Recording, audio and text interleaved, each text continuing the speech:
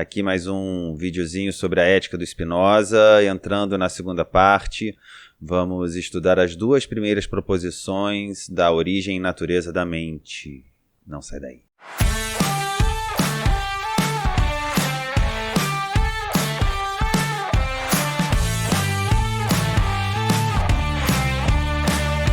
Ok, sem muitas delongas, vamos logo para o nosso livrinho, que ele diz assim, a primeira proposição. O pensamento é um atributo de Deus, ou seja, Deus é uma coisa pensante.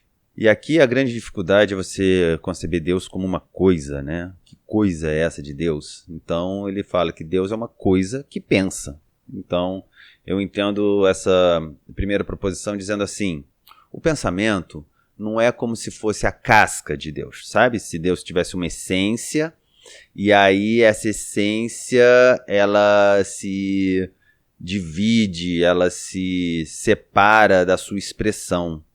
E aí a expressão seria a forma de Deus se manifestar, da gente perceber a manifestação de Deus através do pensamento. A gente pensando, a gente iria chegar na parte de Deus, assim, na casca de Deus, e a essência dele se tornaria impenetrável, porque o pensamento seria só uma coisa que está atribuída a ele, não a sua própria expressão. Então eu estou entendendo aqui que ele está dizendo que Deus é coisa pensante, porque o próprio pensamento é coisa de Deus, não é uma força que sai de Deus e a gente não poderia ter acesso ao que está dentro de Deus. Pelo contrário, o pensamento nos permite estar dentro da substância divina, dentro da substância dessa coisa que pensa. Tá? E aí ele demonstra e coloca um corolário aqui, mais um escolho, quer dizer, mas eu vou fazer uma brincadeira aqui que é divertido a gente fazer em algumas partes do texto do Spinoza, que é o seguinte, a proposição 2. A extensão é um atributo de Deus, ou seja, Deus é uma coisa extensa. E aqui falar de extensão é um termo técnico, filosófico, para a gente falar de corpo, de corporeidade, né, de superfície. Então, Deus é coisa extensa, quer dizer que Deus tem uma superfície, Deus tem uma matéria que dá essa superfície.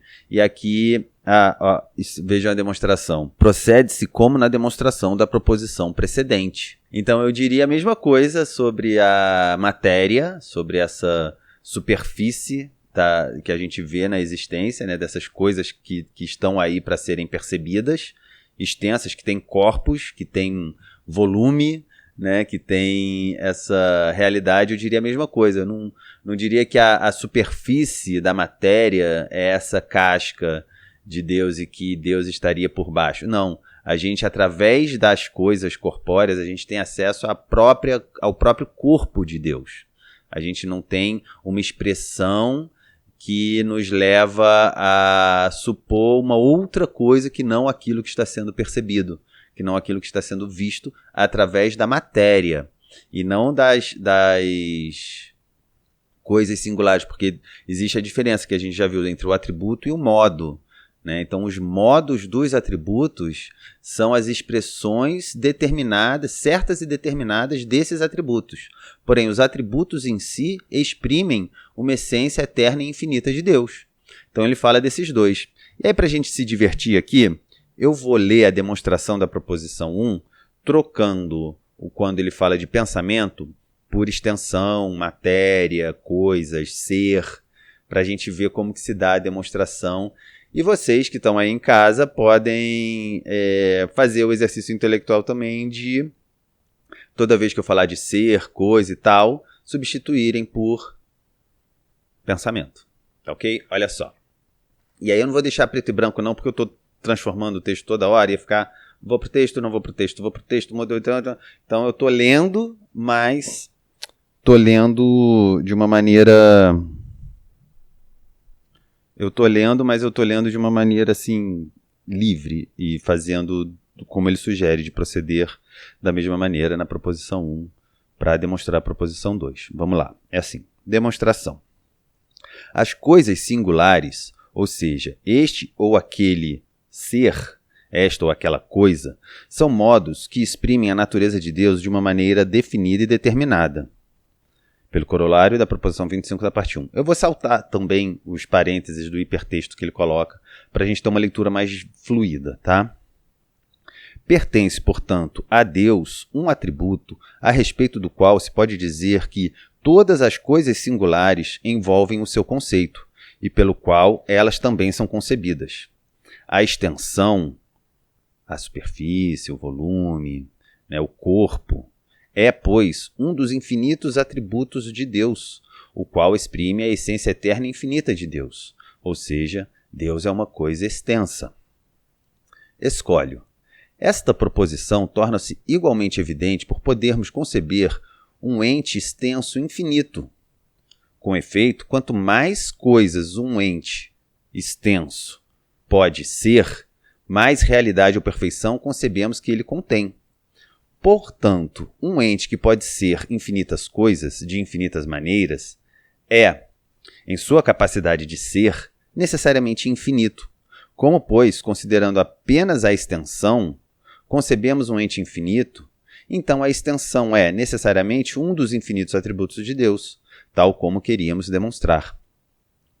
E você vê como que ele traz aqui no finalzinho essa questão do a priori, né? Tipo, antes de qualquer experiência, nós já temos o ser das coisas, que é o próprio Deus. Então, Deus é um a priori lógico e ontológico, porque para a gente poder pensar, pois considerando apenas a extensão concebemos um ente infinito, então a extensão é necessariamente um dos infinitos atributos de Deus, tal como queríamos demonstrar. A gente vai começando. A epistemologia ainda é uma parte da metafísica, ainda é uma parte cujo objeto de conhecimento se torna dificilmente palpável, né? A gente tem dificuldade em tocar essas coisas porque a gente só toca com a mente esses conteúdos, né? Então, essas são as duas primeiras proposições da segunda parte da Ética do Spinoza. Elas vão se desdobrando, elas trazem consequências e elas já amarram muito do que foi dito da parte 1, tanto que no hipertexto, nos parênteses do hipertexto, só se faz referência ou às definições e axiomas da parte 2 ou às proposições da parte 1. Espero que vocês gostem, que seja interessante. A gente precisa realmente avançar no sentido de conseguir pensar essas coisas a partir de uma abstração que concerne a uma materialidade da vida. Consegue perceber qual que é o truque aqui? Como que a gente percebe a nossa própria corporeidade, como que a gente percebe a nossa própria participação da vida, que é essa coisa pensante, essa coisa extensa, essa coisa cheia de misturas e que deixa a gente maluco muitas vezes. Mas é bom, é uma loucura boa porque é aquela loucura que expande os nossos limites, expande a nossa capacidade de pensar e de sentir. Como eu falei lá no comecinho, que já vai fazer 1 ano que a gente está aqui quase, né? É a nossa capacidade de pensar e de sentir que constitui as nossas potências. Aquilo que nós temos de mais genuíno e que trazemos já do ventre, trazemos já desde do interior da substância, sacou? Porque a gente compartilha desse interior. Por isso que não existe essa casca da qual a gente consegue perceber uma expressão e que sob a qual nós não conseguimos perceber. Nós sentimos ela, nós fazemos parte porque temos essa interioridade latente para a gente conseguir observar. Então observe a sua interioridade, que a partir dessa observação do seu interior, você vai descobrir muitas coisas que o exterior não te dá, mas que você dá para o exterior, sacou? Então é isso, você, através da sua expressão, as pessoas não vão ter um contato com uma casca sua, mas sim com a sua própria genuinidade, com a sua própria genialidade, com a sua própria expressão mais pura.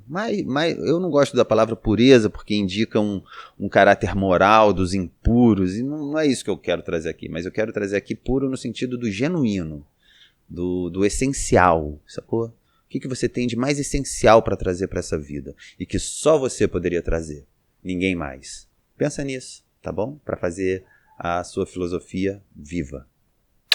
Forte beijo, pessoal!